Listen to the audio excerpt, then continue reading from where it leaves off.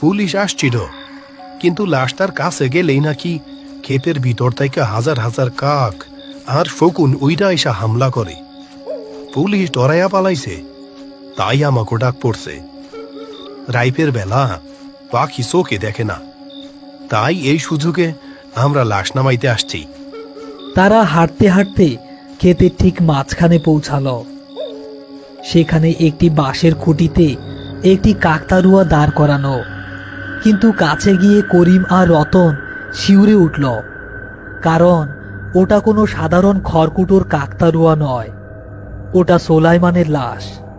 তার হাত দুটো দুই পাশে বাঁশের সাথে শক্ত করে বাঁধা, সারা শরীরে ছেঁড়া জামা কাপড়, আর জামার ভেতর দিয়ে খড় গুঁজে দেওয়া হয়েছে যাতে তাকে মোটা দেখায়।